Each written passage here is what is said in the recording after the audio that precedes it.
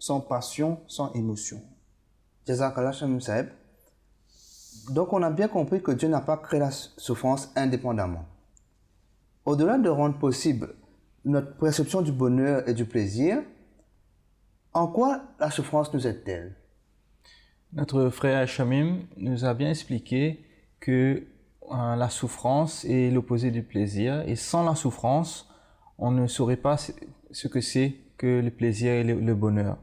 Hormis le fait de nous permettre de percevoir le plaisir, le bonheur, les moments agréables dans notre vie, la perception de la souffrance et du plaisir a permis l'évolution des espèces. Sans la souffrance, la vie serait restée bloquée à la première étape de l'évolution, c'est-à-dire une forme de vie rudimentaire, unicellulaire. L'évolution des formes de vie rudimentaires vers des formes de vie supérieures est en fait l'évolution de la conscience.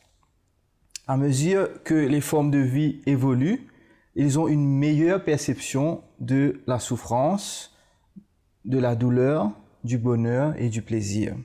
La perception du plaisir et du bonheur et de la souffrance est ce qu'a propulsé l'évolution. Donc les formes de vie dites inférieures, c'est cette quête du plaisir, du bonheur qui les a poussés vers des formes de vie supérieures pour éloigner leur douleur, leur souffrance.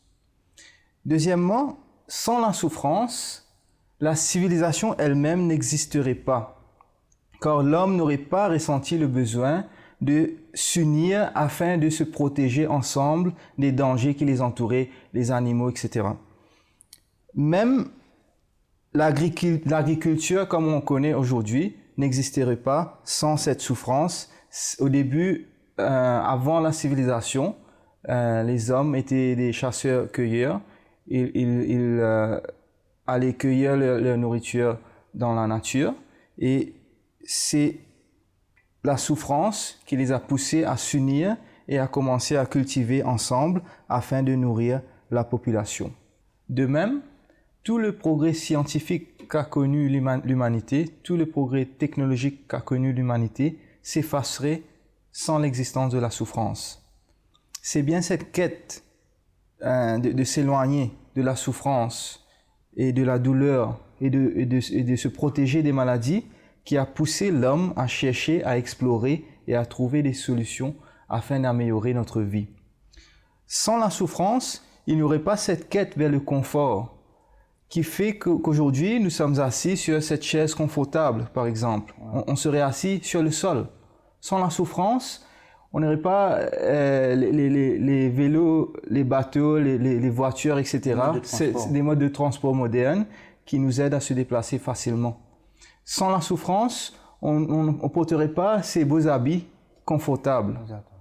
Et sans la souffrance, il n'y aurait pas, par exemple, la climatisation qui nous permet d'être dans un environnement meilleur quand il fait très chaud. Donc, en somme, la souffrance a permis, en premier, l'évolution même des espèces.